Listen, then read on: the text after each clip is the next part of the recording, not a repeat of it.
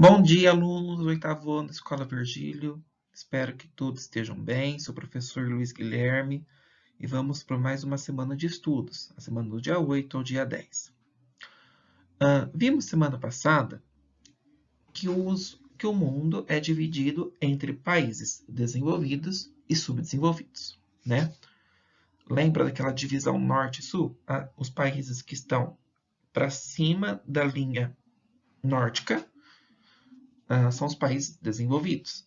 Está lá Estados Unidos, Canadá, Itália, Alemanha, Japão, Rússia, Espanha e Austrália e Nova Zelândia, que estão no hemisfério sul, pertencem a essa linha por serem países bem desenvolvidos. E os demais países são os subdesenvolvidos, os países que estão em crescimento ou países mais periféricos. Vamos dar sequência a esse conteúdo? Instruções para nossa aula.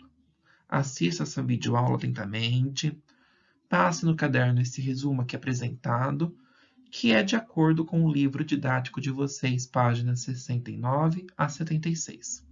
Tá? Tudo que está aqui são resumos dessas páginas, pessoal, das 69 a 76. Vamos lá. Países desenvolvidos e subdesenvolvidos. Como vimos na aula passada, a regionalização norte e sul divide o planeta em países desenvolvidos, que são do norte, e os subdesenvolvidos, que são do sul. Isso aconteceu quando? Após o fim da Guerra Fria. Vamos lembrar aqui, a Guerra Fria era uma disputa entre os Estados Unidos e a União Soviética, a URSS. Os Estados Unidos tinham uma economia do capitalismo, né? Eles queriam e difundiram o capitalismo, que é um sistema econômico no mundo. Lembrando, capitalismo, eu trabalho para ter o meu salário, eu faço de tudo para ter mais dinheiro, quanto mais dinheiro eu tenho, mais importante eu sou. Quem manda nos meus países são as empresas, os empresários. Para existir o rico, precisa do pobre. Isso é o capitalismo.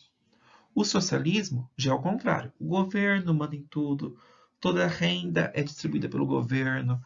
No socialismo, a ideia é que todo mundo tem o mesmo salário igualitário, uma economia planificada, igual para todos. Então, um mundo multipolar. Com a queda do socialismo, então o socialismo terminou. Né? O socialismo não deu certo porque o capitalismo teve mais força. Os Estados Unidos ficou mais importante. As forças internacionais que eram antes os Estados Unidos e a União Soviética mudaram. Né? Com o fim do socialismo, a União Soviética até terminou. Né? Voltou a se chamar Rússia e dividir por mais outros países. Países que tinham economias desenvolvidas e tinham um poderio tecnológico muito grande, militar, então, os países como a Alemanha e Japão tinham muita tecnologia, muita força militar para a guerra, uma economia muito forte, industrializada, também passaram a serem países muito importantes ao lado dos Estados Unidos. Né? Então, os Estados Unidos agora não é mais o único país mais importante do mundo, como era durante a Guerra Fria. Né? Outros países desenvolvidos também começaram a ter voz, ter força. Exemplo, Alemanha e Japão. Desejavam ter mais força e poder e influência no cenário mundial, e outros países se reuniram em blocos econômicos. Lembra que é blocos econômicos quando países se juntam para ter maior força, maior voz. Países em crescimento como o Brasil, Índia e a China é em crescimento. Se é em crescimento, é subdesenvolvidos. Vem buscando ganhar mais força e influência mundial. Em 2017, a China se tornou a segunda maior potência do mundo. Então, em 2017, os Estados Unidos ainda é a economia mais importante do mundo e a China é a segunda.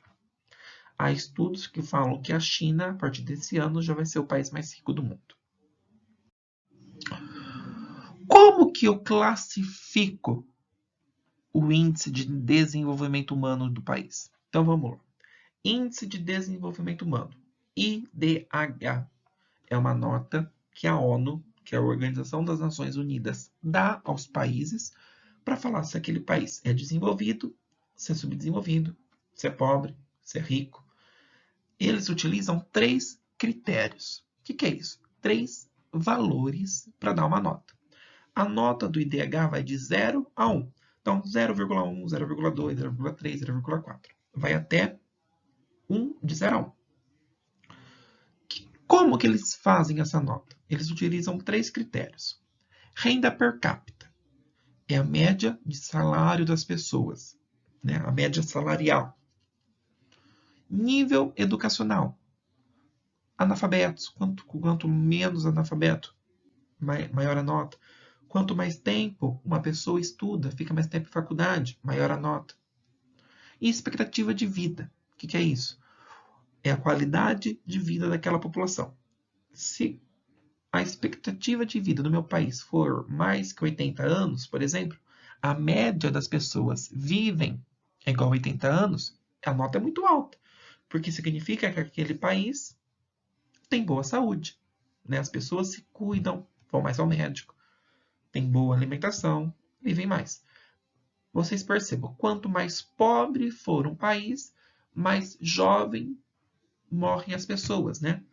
Por exemplo, países da África, que são os lugares mais pobres do mundo, as pessoas de lá não passam dos 50, 60 anos, né?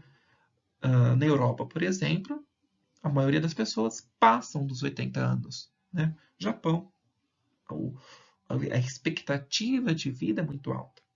Por exemplo, hoje, se uma criança nasce hoje no Brasil, em 2020, a expectativa de vida dela é morrer aos 73, 74 anos. Tá? É a média da idade que as pessoas morrem. Isso é a expectativa de vida. Então, 3 critérios de IDH é renda per capita, nível educacional e expectativa de vida. Aqui, pessoal, eu tenho um mapa mostrando um mapa de uma única cor. Quanto mais forte a cor, maior a nota do IDH. Então, ó, o beijinho claro, menos 0,48. Então, são os países mais pobres. Quanto mais escuro for ficando a cor, maior a nota. Lembra que a nota vai de 0 a 1? Então, 0,88 é o mais escuro. Ó. Onde que vai estar? Estados Unidos, Canadá, Austrália, Japão, Alemanha, Noruega, Inglaterra, França, né? Países da Europa, Estados Unidos, Canadá, Austrália, Nova Zelândia, Japão. São quase aqueles países da linha norte e sul, né? Brasil, por exemplo, tem uma nota de 0,73 a 0,77, né? Essa nota do Brasil. Então, o Brasil é um país mediano em desenvolvimento, tá? Então, nós somos considerados subdesenvolvidos. Quais são os países mais pobres do mundo? Aqui no continente africano, né? Onde que tem as cores mais claras. No livro de vocês também tem um mapa assim, tá, pessoal? Só que com outras cores. Agora nós vamos ver as principais características, tipos de países desenvolvidos, países ricos. Um país desenvolvido é aquele que tem elevado nível de desenvolvimento industrial. Então, eu tenho muitas indústrias muito importantes no mundo todo, baseando sua economia em tecnologia de ponta. Então, todas as indústrias lá têm robótica, muito maquinário, tecnologia alta, internet veloz, tecnologia boa. E uma manufatura em vez de agricultura. Então, lá, a manufatura dele, o dinheiro deles, sai da indústria do que da agricultura. Tá? A principal renda deles é da indústria, do segundo setor, terceiro setor. A agricultura, que é o primeiro setor, é dos países mais pobres. A gente vai ver daqui a pouco.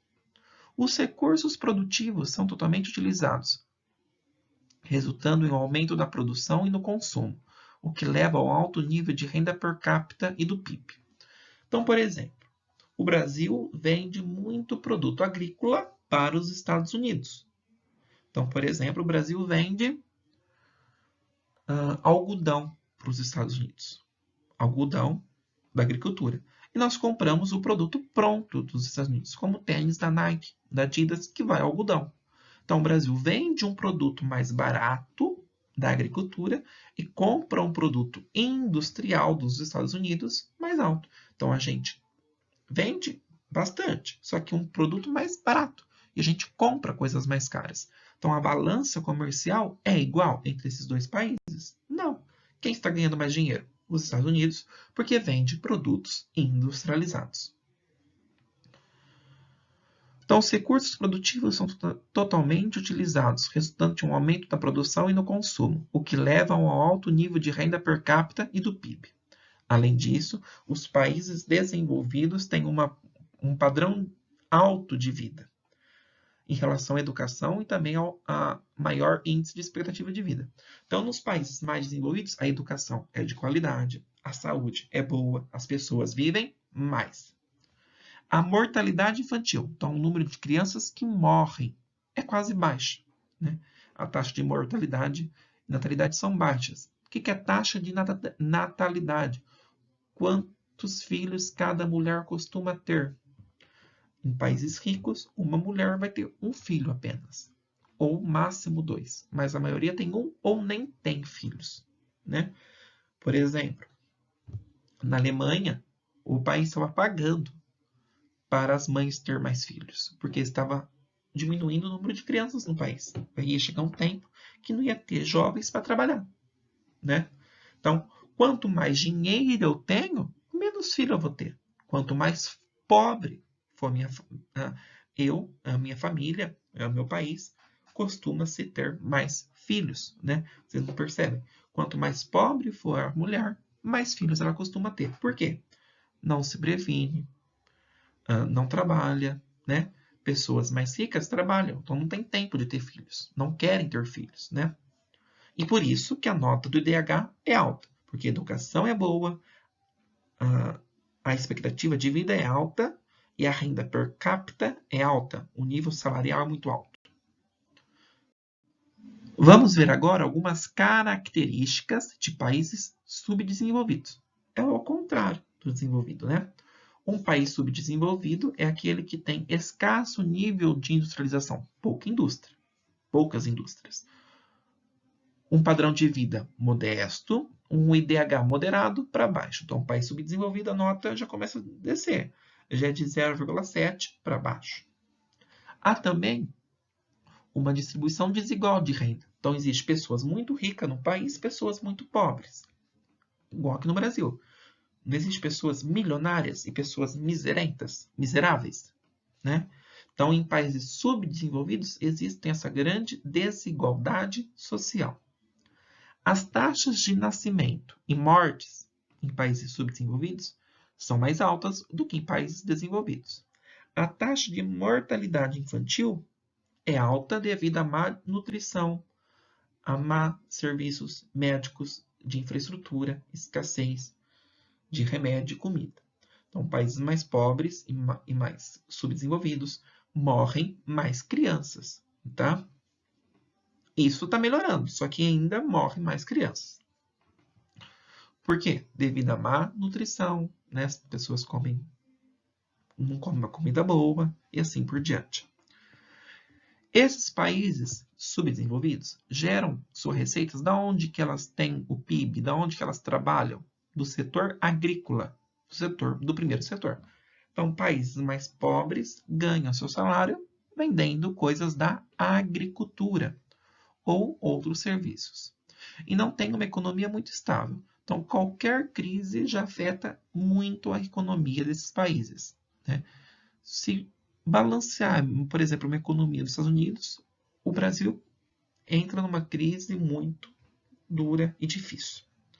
Por isso, depende dos países desenvolvidos para apoiá-los no estabelecimento de indústrias. Então, muitas indústrias que têm em países subdesenvolvidos são comandadas por países desenvolvidos. Tá? Então, o que vocês têm que entender? Países desenvolvidos têm muita indústria, boa saúde, boa educação, e as pessoas vivem mais. Países subdesenvolvidos, muito setor agrícola e precisam de apoio de países ricos. Sem eles, os países subdesenvolvidos seriam mais pobres do que já é. Espero que todos tenham entendido. Faça os exercícios que estão lá na página. Qualquer coisa, chame o professor, assiste esse vídeo várias vezes. Até a próxima, pessoal!